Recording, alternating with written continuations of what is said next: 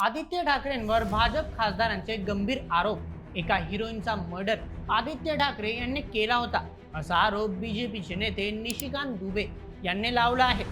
मित्रांनो, संसदेचे विशेष अधिवेशन सध्या एका वेगळ्याच कारणाने चर्चेत आले आहे.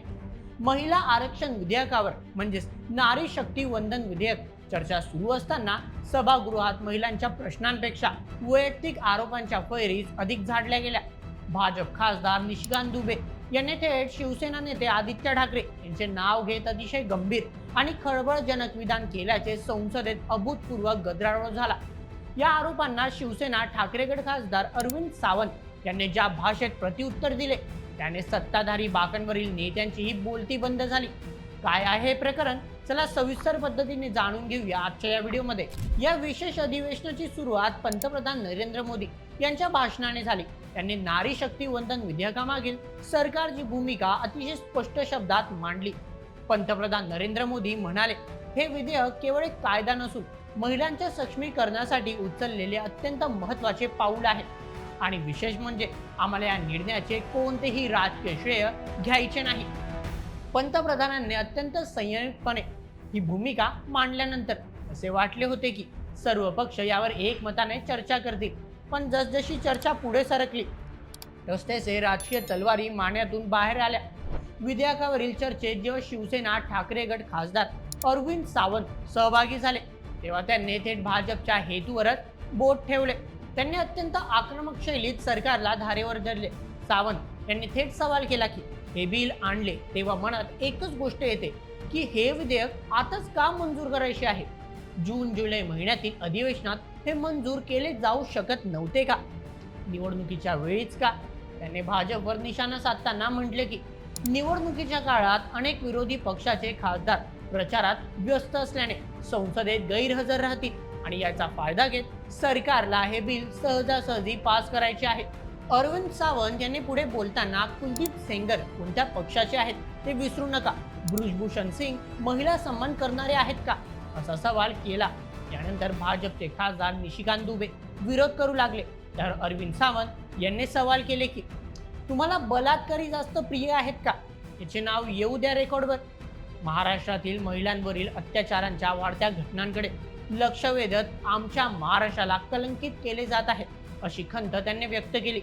अरविंद सावंत यांच्या आक्रमक भाषणामुळे भाजपच्या गोटात अस्वस्थता पसरली. त्यावर पलटवार करण्यासाठी भाजपचे खासदार निशिकांत दुबे उभे राहिले आणि त्यांनी थेट असा एक मुद्दा काढला ज्याने सभागृहात एकच राजकीय स्फोट झाला. सावंत यांनी भाषणात भाजपचे नेते बृजभूषण सिंग आणि कुलदीप सेंगर यांच्यावर महिला अत्याचाराचे गंभीर आरोप आहेत यांचा उल्लेख केला होता. याला उत्तर देताना निशिकांत दुबे यांनी थेट शिवसेना उद्धव बाळासाहेब ठाकरे पक्षाचे नेते आदित्य ठाकरे यांचे नाव घेतले.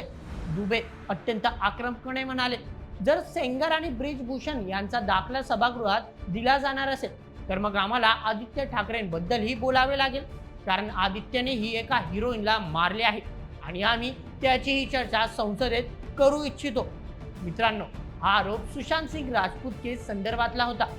तेव्हा या केस दरम्यान सुशांतची सेक्रेटरीची डेथमध्ये आदित्य ठाकरे यांचं नाव समोर आलं होतं, परंतु काही सिद्ध होऊ शकलं नव्हतं. हा आरोप इतका गंभीर आणि अनपेक्षित होता की संसदेत एका क्षणासाठी शांतता पसरली आणि पुढच्या सेकंदाला प्रचंड गदारोळ सुरू झाला. निशिकांत दुबे यांच्या या विधानावर राष्ट्रवादी काँग्रेसच्या म्हणजे शरद पवार गटाच्या खासदार सुप्रिया सुळे यांनी तात्काळ आणि तीव्र आक्षेप घेतला. संसदीय नियमांचा दाखला देत त्या म्हणाल्या, जे व्यक्ती या सभागृहाचे सदस्य नाही आणि जे स्वतःचा बचाव करण्यासाठी येथे उपस्थित राहू शकत नाही त्यांची नावं रेकॉर्डवर घेणं पूर्णपणे चुकीचे आहे. निशिकांत दुबेंवर या बेजबाबदार विधानासाठी तात्काळ कारवाई व्हायलाच पाहिजे. सुप्रिया सुळे यांच्या या आक्षेपानंतर विरोधी पक्षाच्या सर्व खासदारांनी सत्ताधाऱ्यांविरोधात जोरदार घोषणाबाजी सुरू केली.